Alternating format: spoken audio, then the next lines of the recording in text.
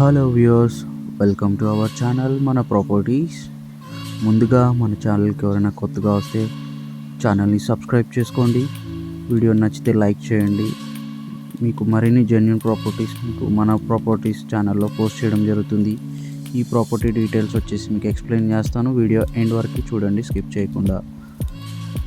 Flat facing వచ్చేసి north facing అండి, 1010 SFT.